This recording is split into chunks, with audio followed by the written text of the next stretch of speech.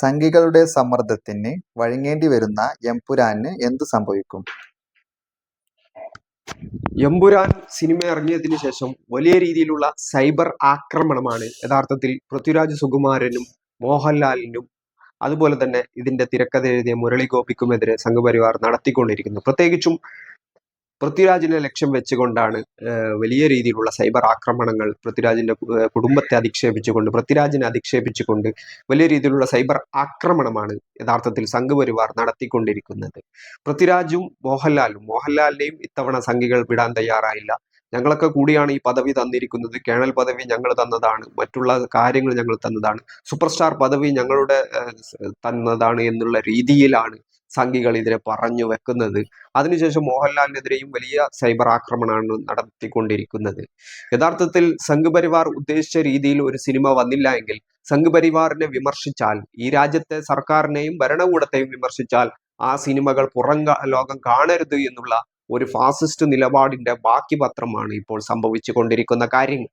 എമ്പുരാൻ സിനിമയെ കുറിച്ച് പറയുമ്പോൾ ലൂസിഫറിന്റെ രണ്ടാം ഭാഗമായിട്ടാണ് എമ്പുരാൻ വന്നത്. എമ്പുരാൻ വലിയ പ്രതീക്ഷകളാണ്, വലിയ പ്രതീക്ഷയോടുകൂടിയാണ് തിയേറ്ററുകളിൽ എത്തിയത്. വലിയ പ്രീ ബുക്കിംഗ് ബിസിനസ് എമ്പുരാനെ സംബന്ധിച്ചിടത്തോളം ഉണ്ടായിരുന്നു. കഴിഞ്ഞ 2 ദിവസം കൊണ്ട് 100 കോടി ക്ലബിൽ ചിത്രം എത്തിയിരുന്നു. ഇങ്ങനെ ഒരുപാട് വിശേഷങ്ങൾ എമ്പുരാനെ സംബന്ധിച്ചിടത്തോളം ഉണ്ട്. എന്നാൽ ഇതിൽ പ്രധാനമായിട്ട് മനസ്സിലാക്കേണ്ട ഒരു കാര്യം, സംഘികൾക്ക് ഇഷ്ടപ്പെടാത്ത കണ്ടന്റുകളാണ് ഇതിൽ ഉണ്ടായിരിക്കുന്നത് എന്നതാണ്. ഇതാണ് യഥാർത്ഥത്തിൽ സംഘപരിവാറിനെ ചൊടിപ്പിച്ചിരിക്കുന്നത്. അതായത് കൃത്യമായിട്ട് ഗുജറാത്ത് കലാപത്തെ കുറിച്ചാണ് ഈ സിനിമ തുടങ്ങുന്നത് തന്നെ. അതിൽ അബു ബജ്റംഗി എന്ന അന്നത്തെ സംഘപരിവാറുമായി ബന്ധപ്പെട്ട് ഇതിൽ ഗുജറാത്ത് കലാപത്തിൽ ആക്രമണം നടത്തി എന്നതിന്റെ പേരിൽ പ്രതിയാക്കപ്പെട്ടിട്ടുള്ള ആ ഒരു കഥാപാത്രത്തെ പുനരാവിഷ്കരിച്ചുകൊണ്ടുള്ള അത്തരം ഒരു കണ്ടന്റാണ് സിനിമ തുടങ്ങുന്നത് തന്നെ അത്തരത്തിലാണ്. അങ്ങനെ ഈ ഒരു ഗുജറാത്ത് കലാപവും അവിടെ നടന്ന ആക്രമണവും മുസ്ലിം സമുദായത്തെ ആ ഒരു സമയത്ത് നടത്തിയ അതിക്രമവും കൃത്യമായിട്ട് വരച്ചു കാട്ടുന്ന തുടക്കത്തിലൂടെയാണ് സിനിമ മുന്നേറുന്നുള്ളത്. അങ്ങനെ ആ ഒരു കഥാസന്ദർഭവും പിന്നീട് വരുന്ന കേരളത്തിലുള്ള BJPയെ വിമർശിക്കുന്ന കാര്യങ്ങളും, തുടർന്ന് കേന്ദ്ര ഏജൻസികളെ കേന്ദ്രം അവരുടെ ഉദ്ദേശങ്ങൾക്ക് വേണ്ടി അല്ലെങ്കിൽ അവരുടെ ആവശ്യങ്ങൾക്ക് വേണ്ടി ഉപയോഗിക്കുന്നുള്ളതും, EDA, NIA പോലെയുള്ള ഏജൻസികളെ ഉപയോഗിക്കുന്നതും ഒക്കെ സിനിമയിൽ കഥാപരിസരത്ത് വരുന്നുണ്ട്. അപ്പോൾ നിലവിൽ ഇത്തരം സീനുകളൊക്കെ വെട്ടി മാറ്റപ്പെടണമെന്നാണ് ഇവർ ആവശ്യപ്പെടുന്നത്. പ്രത്യേകിച്ച് സംഘപരിവാറും RSSന്റെ ഓർഗനൈസർ മുഖപത്രത്തിൽ തന്നെ, അവരുടെ മുഖപത്രത്തിൽ തന്നെ ഇതിനെതിരായ ലേഖനങ്ങൾ വന്നു തുടങ്ങിയിരുന്നു. അതുകൂടാതെ തന്നെ കേരളത്തിലുള്ള ഈ ഒരു തീവ്ര വലതുപക്ഷ, അതായത് ഈ സംഘപരിവാറിന്റെ എല്ലാ സൈബർ ഹാൻഡിലുകളിൽ നിന്നും അതിരൂക്ഷമായ സൈബർ ആക്രമണമാണ് പൃഥ്വിരാജിനും അതുപോലെ തന്നെ ഈ സിനിമയുടെ അണിയറ പ്രവർത്തകർക്കും നേരെ നടത്തിയിരിക്കുന്നത്. ഏതായാലും ഒരു മുസ്ലിം നാമധാരി ഈ ചിത്രത്തിന്റെ ഭാഗമായിട്ട് പോലും ഇല്ല എന്നതുകൊണ്ട് ആ പ്രത്യേക പേര് വെച്ചുകൊണ്ടുള്ള ഒരു പരാമർശങ്ങൾ ഉണ്ടാക്കാനോ അത്തരം വർഗീയമായ വിദ്വേഷ പ്രചരണങ്ങൾ നടത്താനോ സംഘപരിവാറിന് കഴിഞ്ഞിട്ടില്ല. എങ്കിൽ പോലും സംഘപരിവാറിനെതിരെ കഴിഞ്ഞ കുറെ കാലങ്ങളിൽ നിലപാടുകൾ കൊണ്ട് അവരുടെ കണ്ണിലെ കരടായി മാറിയ പൃഥ്വിരാജ് സുകുമാരനെയാണ് കൃത്യമായിട്ട് ലക്ഷ്യം വെച്ചുകൊണ്ടിരിക്കുന്നത്. അതുകൂടാതെ തന്നെ മോഹൻലാലിനെ പറഞ്ഞു പറ്റിച്ചിട്ടാണ് ചിത്രത്തിൽ അഭിനയിപ്പിച്ചത് എന്നാണ് സംഘികൾ പറയുന്നുള്ളത്. അതായത് കൃത്യമായിട്ട് ഈ ഒരു സിനിമയിൽ പറഞ്ഞു വെക്കുന്ന കാര്യങ്ങൾ തങ്ങളുടെ രാഷ്ട്രീയത്തിനെതിരാണ് എന്ന് മനസ്സിലാക്കിയത് കൊണ്ട്, ആ മനസ്സിലാക്കൽ കൊണ്ട് അത്തരം കാര്യങ്ങൾ ഉണ്ടാവരുത് എന്നാണ്. ഇതിനിടയിൽ BJPയുടെ സംസ്ഥാന പ്രസിഡന്റ് ചിത്രം കാണുമെന്ന് പറയുന്നു. എന്നാൽ പോലും BJPയുടെ പല നേതാക്കളും RSSന്റെ ഈ ഒരു ആളുകൾ, ഈ സെൻസറിങ് വിഭാഗത്തിൽ ജോലി ചെയ്യുന്ന ആളുകൾ, സിനിമയുടെ സെൻസറിങ്ങുമായി ബന്ധപ്പെട്ട ആളുകൾ, അവിടെ RSSന്റെ ആളുകൾ അത് കണ്ട് അതിന്റെ ഇത്തരം പ്രശ്നങ്ങൾ ചൂണ്ടിക്കാണിച്ച് അത് മനസ്സിലാക്കുന്നതിൽ പരാജയപ്പെട്ടുവെന്നും ഈ തിരുത്തലുകൾ നടത്താൻ അവർക്ക് കഴിഞ്ഞില്ല എന്നുള്ള വിചിത്രമായ കാര്യങ്ങളും ഇതിനിടയിൽ സംഭവിച്ചു. അതായത് ഇവർ പറയാതെ പറയുന്നത് RSS തീരുമാനിക്കുന്ന കാര്യങ്ങൾ മാത്രമേ ഇവിടെ സിനിമയായും സെൻസറിംഗ് ആയും വരികയുള്ളൂ, അല്ലാത്തതൊന്നും ഞങ്ങൾ സമ്മതിക്കുകയില്ല എന്നുള്ള രീതിയിലാണ് കാര്യങ്ങൾ പോകുന്നതെന്ന് വ്യക്തമാക്കുന്ന പരാമർശങ്ങളാണ് BJPയുടെയും സംഘപരിവാറിന്റെയും ചില നേതാക്കളിൽ നിന്നും ഉണ്ടായ പരാമർശങ്ങളിൽ നിന്നും മനസ്സിലാവുന്നത്. അതായത് ഇവർ ഈ സെൻസറിംഗ് ബോർഡിൽ വെച്ച് നിയമിച്ചിട്ടുള്ള RSSന്റെ പ്രതിനിധിക്കെതിരായ നടപടി പോലും നടപ്പിലാക്കും എന്നുള്ള രീതിയിലാണ് സംഘപരിവാർ ഈ ഒരു വിഷയത്തെ കാണുന്നുള്ളത്. ഇതിൽ മനസ്സിലാക്കേണ്ട പ്രധാനമായിട്ടുള്ള കാര്യം എന്നുള്ളത്, എമ്പുരാൻ എന്നുള്ള ചിത്രത്തെ പറ്റി പറയുമ്പോൾ ഇത് കൊമേഴ്സ്യൽ ആയിട്ടുള്ള ഒരു സിനിമയാണ്, പാൻ ഇന്ത്യൻ റീച്ച് വെച്ച് ഉണ്ടാക്കാൻ വെച്ചിട്ടുള്ള സിനിമയാണ്. പക്ഷേ സിനിമ പാൻ ഇന്ത്യൻ റീച്ച് ഉണ്ടാക്കുന്ന രീതിയിൽ ഒരു KGF അല്ലെങ്കിൽ ബാഹുബലി രീതിയിലുള്ള കാര്യങ്ങളിലേക്ക് പോയിട്ടില്ല. മലയാള സിനിമയുടെ ഒരു കഥാപരിസരം എങ്ങനെയാണ് മുമ്പോട്ട് പോകുന്നത്, ആ കഥാപരിസരമാണ് ചിത്രത്തിന് ഉപയോഗിച്ചിരിക്കുന്നത്. അതല്ലാതെ അടി കുത്ത് തല്ല് വെട്ട് എന്നുള്ള രീതിയിൽ KGF ബാഹുബലിയോ അല്ലെങ്കിൽ പുഷ്പയോ അല്ല എന്നുള്ളതാണ് ഒരു യാഥാർത്ഥ്യം. ഇങ്ങനെയാണ് ഈ സിനിമയുടെ കഥാപരിസരം എന്നുള്ളത്. പക്ഷേ ഇവിടെ ഇവിടെ ഈ സംഘപരിവാറിനെ ചൊടിപ്പിച്ചിരിക്കുന്നത് ഇത് കേന്ദ്ര സർക്കാരിനെ വിമർശിക്കുന്നു, ഗുജറാത്ത് കലാപത്തെ കുറിച്ച് സംസാരിക്കുന്നു, നരോദ്യ പാട്ടയെ കുറിച്ച് സംസാരിക്കുന്നു, ബാബു ബജറംഗയെ കുറിച്ച് സംസാരിക്കുന്നു, കേരളത്തിൽ 35 സീറ്റ് കിട്ടിയാൽ ഞങ്ങൾ ഭരണം നടത്തുമെന്ന് പറയുന്നതിനെ കളിയാക്കുന്നു. ഇങ്ങനെ ഈ സംഘപരിവാറുമായി ബന്ധപ്പെട്ട എല്ലാ വിഭാഗത്തെയും വിമർശിക്കുന്നു എന്നുള്ളതാണ് ഇവർ ചിത്രത്തെ ലക്ഷ്യം വെക്കാനുള്ള പ്രധാനപ്പെട്ട കാരണം എന്നുള്ളത്. അതുകൂടാതെ തന്നെ ഇതിലെ പ്രധാനപ്പെട്ട മേക്കർ എന്നുള്ള രീതിയിൽ പൃഥ്വിരാജ് സുകുമാരന്റെ ചുമലിലാണ് എല്ലാ ഉത്തരവാദിത്തങ്ങളും നിർവഹിച്ചിരിക്കുന്നത്.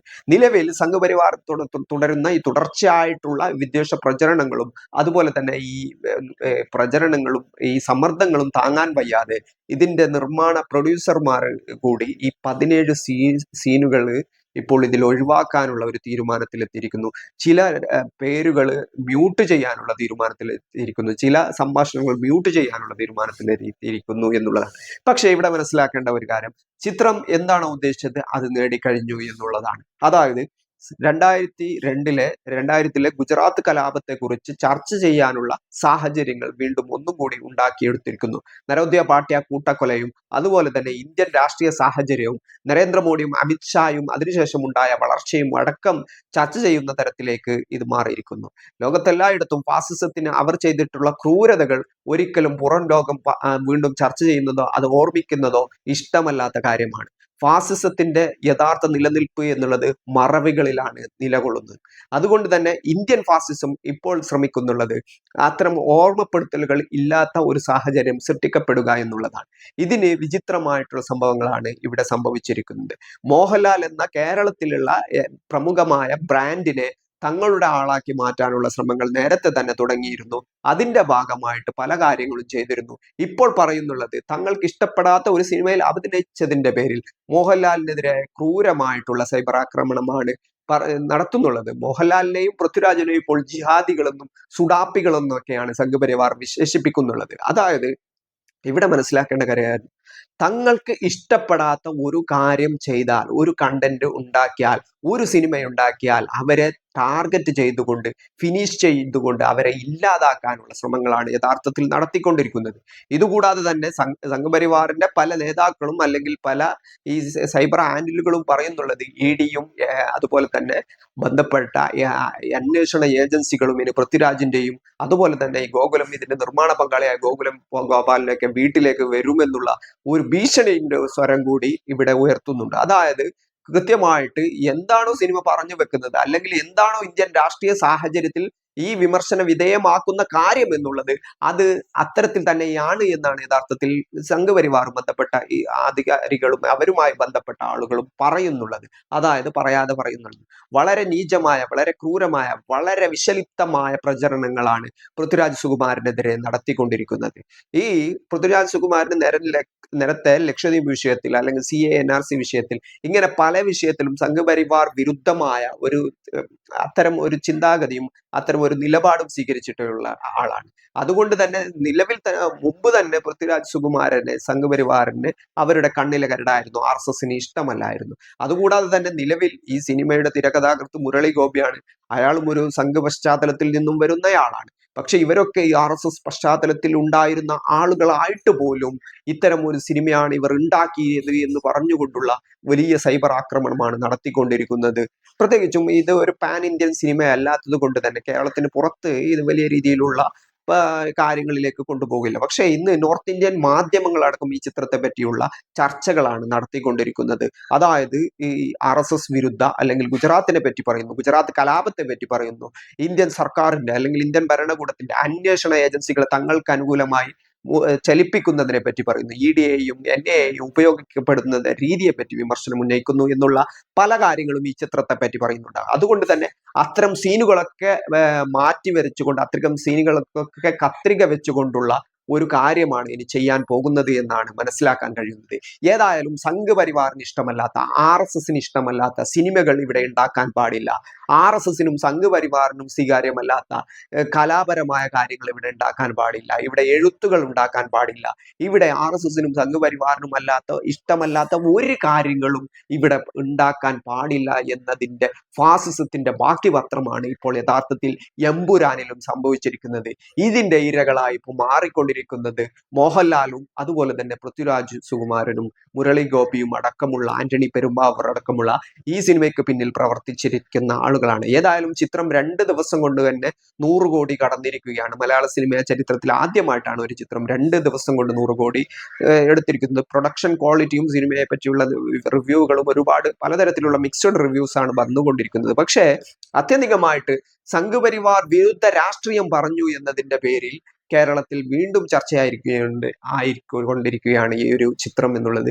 ദേശീയ തലത്തിലും ഇത് ചർച്ചയായിക്കൊണ്ടിരിക്കുകയാണ്. ഏതായാലും മലയാള സിനിമയെ തന്നെ ഇത്തരം ഒരു ഗുജറാത്ത് കലാപത്തെ വീണ്ടും ഓർമ്മിപ്പിക്കാനുള്ള ഒരു സാഹചര്യം ഒരുക്കി എന്നുള്ള ഒരു കാര്യം ഇവിടെ ഓർമ്മിക്കേണ്ടതുണ്ട്. ഏതായാലും സംഘപരിവാർ വിരുദ്ധ രാഷ്ട്രീയം പറഞ്ഞ, അല്ലെങ്കിൽ തങ്ങൾക്ക് ഇഷ്ടമല്ലാത്ത രാഷ്ട്രീയം പറയുന്ന ഫാസിസത്തെ തുറന്നു കാണിച്ച ഒരു ചിത്രം എന്ന നിലയിൽ ഭാവിയിൽ ചരിത്രമായി മാറുന്ന ഒരു പ്രക്രിയക്കാണ് എമ്പുരാൻ തുടക്കം കുറിച്ചിരിക്കുന്നത്.